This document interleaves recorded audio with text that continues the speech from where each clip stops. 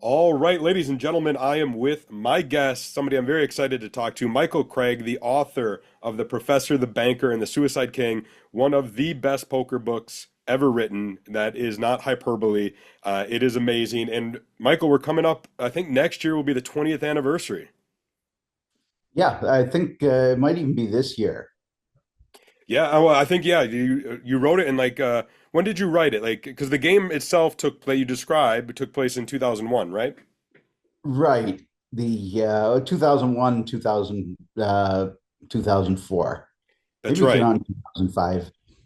Yeah, that's right. And so let me start there. So this book documents the Andy Beal, a Texas banker, playing the highest stakes ever against Doyle Brunson and the corporation, a bunch of other well-known poker pros.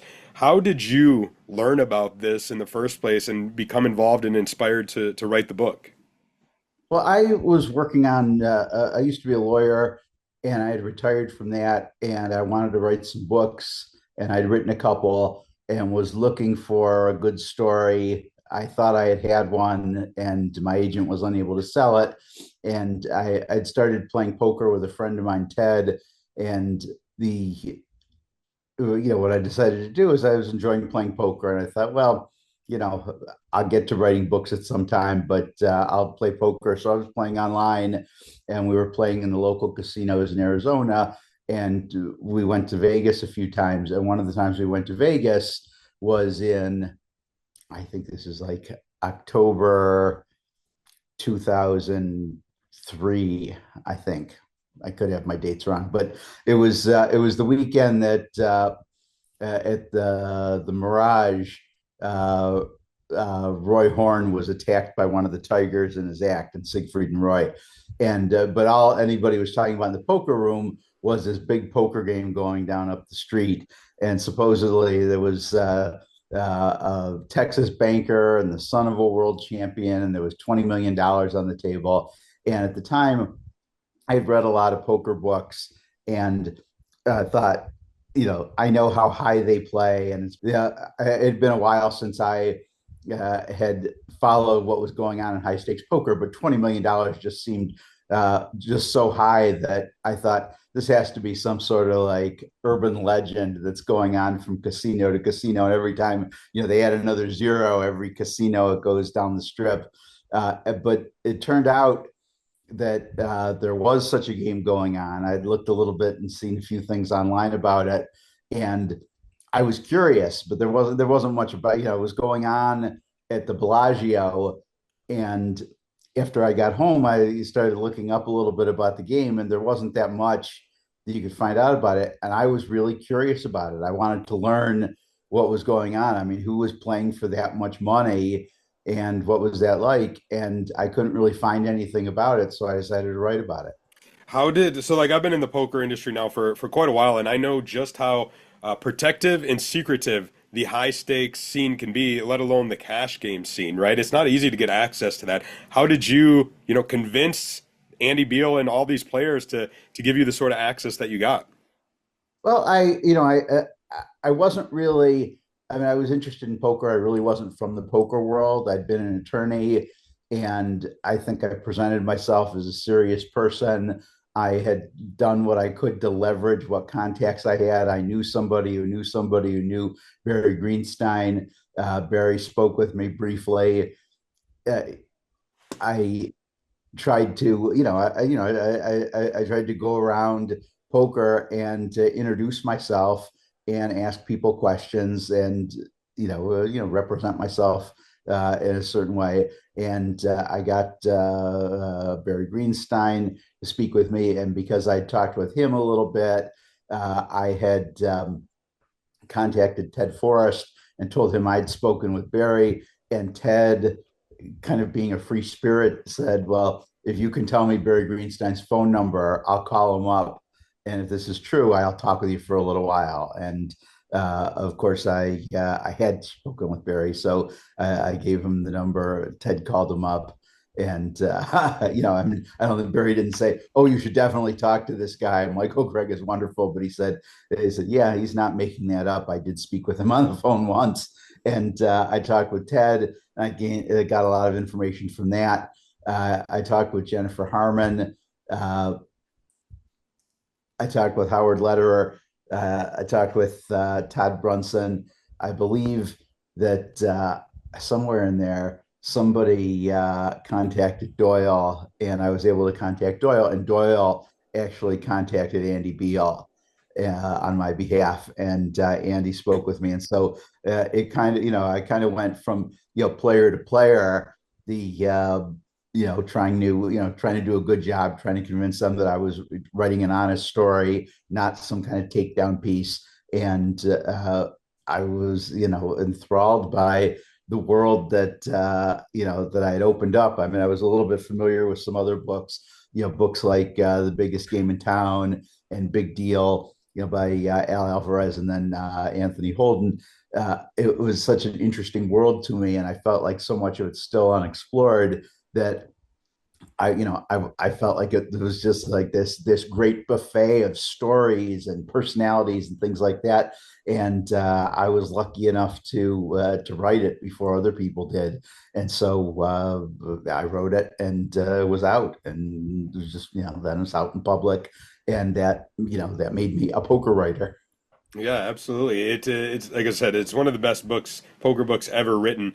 We mentioned Andy Beal, who part of the theme of this episode is billionaires, and he's a literal billionaire. And what was your experience like with him? For me, he's some sort of mythical figure, based that I've only learned about through your book and have heard about otherwise. But what was it like to get that kind of access? How did you find Andy Beal, and what did you think of him in terms of poker? Like, was he just in it for, I mean, probably not the money, right? He had all the money in the world, but was it more just the competition for him? Yeah, I think it was the competition.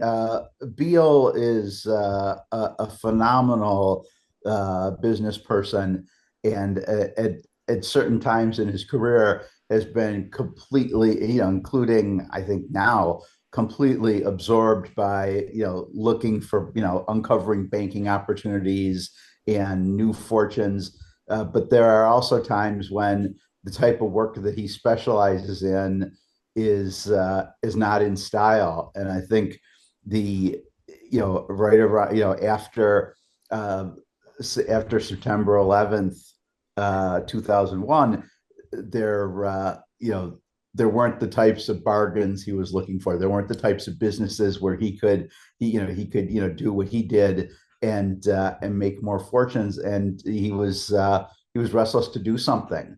There was, he wasn't doing a lot of work, and he got interested in poker, and so that was, he just started playing. I mean, just it shouldn't be surprising to you, not surprising to me, probably not surprising to anybody who's watching this, that you play poker for a little while, and it seems fun, and it seems like it would be a nice thing to learn to be really good at and challenge yourself and see how good you can get to be. I mean, that I think we all get involved in it to see how good we can get to be. I know it's outlined in the book, but I just don't recall off the top of my head. You probably are more familiar with it. Like, how big did this game actually get? And I know it was played limit hold'em as opposed to no limit, which is more popular Yes. nowadays. But like, where kind of did it start, and then what did it grow into? It was originally they were playing. It was not formally freeze outs, but it was generally Beal had $1 million, and the player he was playing heads up had $1 million, and they were playing, I believe, 10,000, $20,000 limit hold'em. It went up from there. They played a bunch of, later on, in subsequent years, 30,000, 60,000, 50,000, 100,000. And then once in 2000, I believe this is 2004, Chip Reese and Andy played 100,000, 200,000. That was the highest that they had ever played during one day. That's insane, insane numbers. Especially in dollars 20 years ago. Chip Reese, real quick, he's somebody I never got to meet. He passed away unfortunately, before I entered the poker industry. But he's largely regarded as one of the best poker players ever. How did you find Chip Reese? Did you get to speak with him at all?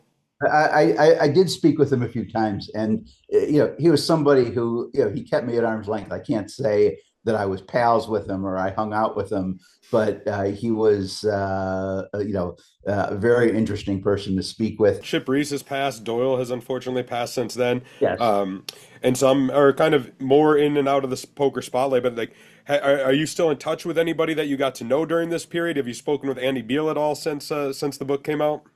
Yeah, I mean, over the years, I talked with Andy Beal a few times. I've been in touch with Andy's friend, Craig Singer, who's featured in the book, and kind of been in touch a little bit with Andy through Craig.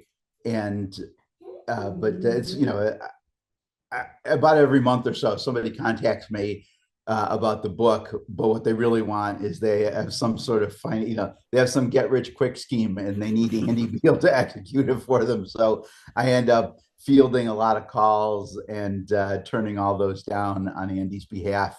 Who knows how many fortunes I've kept him from making by by refusing to let these people sell their ideas to him. But the I'm on good terms with Andy. I just haven't spoken with them in a while because I haven't been writing anything. And I think if I just called him up out of I mean, I will someday probably call him out of nowhere just to see how he's doing. But I haven't done so. The I've not been in touch with too many of the poker pros. I mean, I think I'm on good terms with everybody, but I know that there was like there was a dispute or some words between Ted Forrest and Mike Matusow. I'm talking about like 10 or 15 years ago, out of a bet that they had when they both had a lot of money, and then when neither of them had a lot of money, uh, there was a lot of pressure about settling up this bet, and I felt bad about the whole thing, and they had both contacted me separately trying to get me to get the other person to be reasonable. And I felt bad being in the middle of it. And I didn't feel like there was anything I could do. And so, and again, and I felt bad for them both that, they both had done so well, but were struggling at the time. I don't know if I don't think that's quite the case now. At least I know I know they both won a World Series bracelet since then, but it's it's a tough game. I mean, winning a World Series bracelet doesn't guarantee, especially if you play for the stakes these guys do in cash games, that everything's going to work out for you. But I haven't been in touch with them. A bunch of the other players I've been in touch with, periodically over the years. But because I haven't written about poker, I mean, I feel like these were good friendships I had. But during the time that I developed these relationships, I was writing about these players, and since I'm not writing about them now, I feel a little funny calling up and saying, "Hey, you want to hang out?" Because I'm afraid that somebody's going to say, "Why?"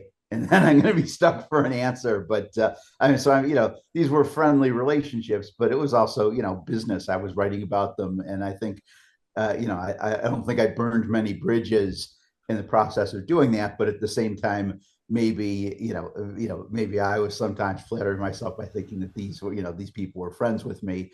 I'm pleased that they were sources and subjects, and we got along well. But and I could call on just about all these people now, but I really haven't had occasion to, and so I Sure. haven't tested to see like is it friendships or would they back me at the World Series this year or something like that. Right. You mentioned like you haven't been writing anything poker wise, and that's a question I wanted to ask. Like, is there any plans to maybe write another poker book? I know Anthony Holden, the late great Anthony Holden, wrote Big Deal about the early days of the WSOP, and then during the boom came back and wrote Bigger Deal. Is Right. there another possible follow-up book for you, or maybe a different topic? A lot has Perhaps, happened. I never say never. I don't really like the publishing business very much. When I wrote The Professor, the Banker, and the Suicide King, I think that was probably like the last time it was good to be in the book writing business. And my evidence for that is the book was very successful, and now it's its 20th anniversary. They've never come out with an audio book for it, although it seems like a natural for an audio book. I don't think they're printing anymore. It still sells pretty regularly on Kindle, but it's the 20th anniversary. It seems like it sold. It definitely sold well enough that in a different era, the 20th anniversary of the book, especially if there was additional information you could write, and I had plenty of it. And I told this to people at the publishing company years and years ago because there were more games between Beal and the pros at the Win in 2000.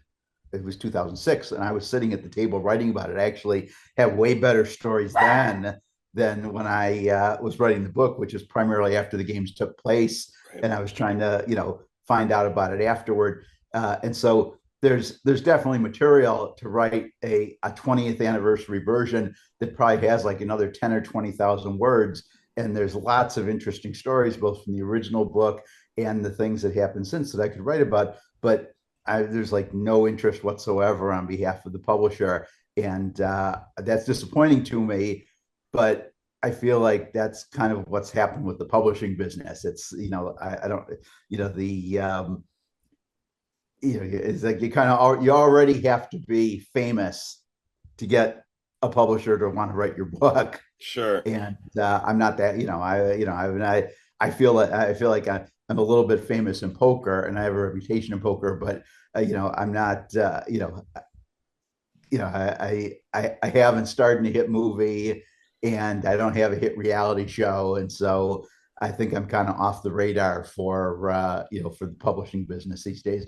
But I'd love to have an opportunity to do something. I'm doing some writing. I'm collaborating with some other writers. I don't exactly want to call it ghost writing, but my name's not appearing on the product, but I'm helping some other authors, people that I respect and people that I think have things that they want to say and are willing to pay me to help them in the background. And so I've been doing some of that. I do a little work on fiction stories, short stories, writing little things that I think the New Yorker should be snapping up. I haven't had success with that yet, but I may do some more writing. I might do some more writing about poker, but I have to say, one of the things that I really enjoyed about my time in poker is that I was immersed in it, and that helped Right. me become successful, and it helped kind of sustain that success because now once you're somebody and you're still around and you're still doing new stuff,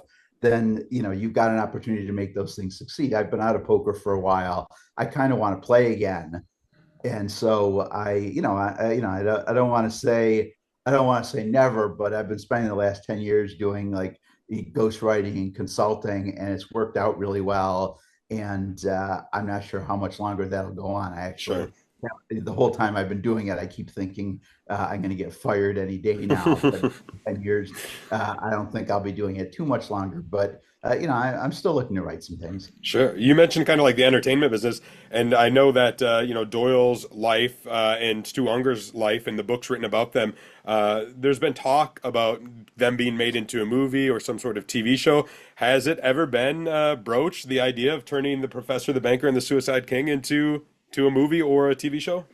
It's been discussed several times. The Over the years, maybe like a dozen times, I've been approached by it. It's never, for most of that time, it's never been somebody who had the ability to actually, it was to make a project. It was either somebody who was a really big fan of the book and wanted to write a screenplay, or it was somebody who was not involved. Like, do you remember the late Robin Leach, Lifestyles of the Rich Yep. and Famous? He Hmm. wanted to get into a movie at one time, and he was a big personality and a great guy. I really enjoyed getting to know him, but he wasn't really in a position to make a movie, but it was a lot of fun talking about it with him. There are some people over the last year or so that have contacted me that are trying to, I've given them an option. I think I'll probably end up getting paid a little something for it because they're discussing it, and there's a company that they're going to, that they're going to partner with that's going to actually hire somebody to write a screenplay, and if that happens, they're going to pay me, small money, hopefully, escalating into probably other small money. But it's not impossible. I'd love to see I'd love to see the project come to fruition, but it's always a long shot. Yeah, I mean, I would love to see it. So, Michael, I don't want to take up too much more time. I will say this. So, I really do believe that your book is one of the greatest poker books ever written. In fact, there are two books that whenever I see them, whether it is bookstore or thrift store, whatever, I buy them. And one is, and I have it here, your book, The Professor, the Banker, and the Oh, thank Suicide you. King, and What's the then other one? Jim McManus's Positively Fifth Street.